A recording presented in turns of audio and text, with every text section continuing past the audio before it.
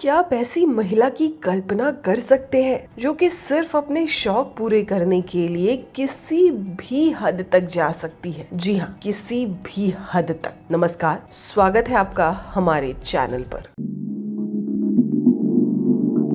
आज की कहानी एक ऐसी महिला की जो बचपन में दर्जी का काम किया करती थी। शादी हुई तो घर का खर्च चलाने के लिए घरों में काम करने लगी, लेकिन जिन घरों में काम की उनकी लाइफस्टाइल से प्रभावित हो जा रही थी। ऐसे में वह पूरी तरीके से उनकी तरह ही बनने की कोशिश करती रहती और उन्हीं घरों में चोरी करके अपना शौक भी पूरा करते रहती। चोरी फिर एक दिन पकड़ा जाती है और उसे जेल हो जाता है। जेल से आने के बाद उसका दर्जी पति उसे घर से निकाल देता है, लेकिन वो महिला अपने भाग्य को दूसरे तरीके से लिखने की ठान लेती है। चिटफंड कंपनी बनाती है, फिर भी घाटे में रहती है, लेकिन अमीर बनने का ख्वाब नहीं छोड़ती। फिर यही वो मोड़ होता है जहां से एंट्री होती है अपराध की दुनिया में और बन जाती है देश की पहली महिला सीरियल किलर। जी हाँ, मैं बात कर रही हूँ केडी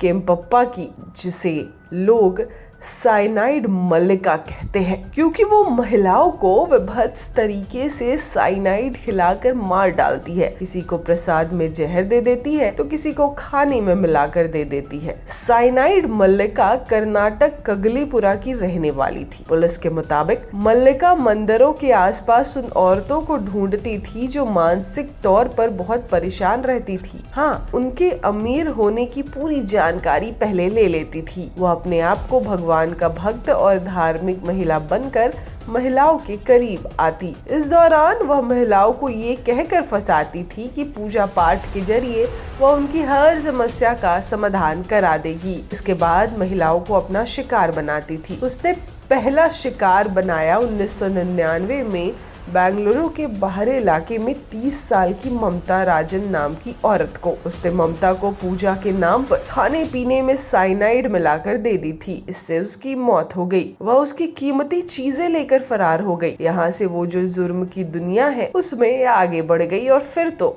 रुकने का नाम ही नहीं ली। इसी बीच फिर से उसने 2006 में एक महिला के घर पर जाकर ऐसा प्लान कर रही थी, लेकिन उस महिला की किस्मत अच्छी थी कि उसे लेडी किडप्पा कि उसे साइनाइड किलर के बारे में पहले से ही पता चल गया और उसने पुलिस को बुला लिया। इस मामले में केडी को 6 महीने की जेल हो गई। जेल से निकलने के बाद वो रुकी नहीं। जेल से निकलने के बाद उसने रुकना उचित नहीं समझा। उसने और अपने काम को तेजी से करना शुरू कर दिया। आने वाले 7 सालों में उसने 7 हत्याएं और 7 लूट को अंजाम दे दिया। इस दौरान पुलिस ने जब सभी महिलाओं की हत्या की केस स्टडी की तो एक एक करके मल्लिका से जुड़ते तार चले गए। सभी में साइनाइड और मल्लिका का फैक्टर कॉमन मिला। इसके बाद पुलिस ने उसकी तलाश शुरू की। 45 साल की उम्र में मल्लिका ने अपना आखिरी शिकार बनाया 30 साल की नागवेणी को। उसकी हत्या करके जब वो जेवर और पैसे लेकर भाग रही थी तो पुलिस ने उसे बस स्टैंड से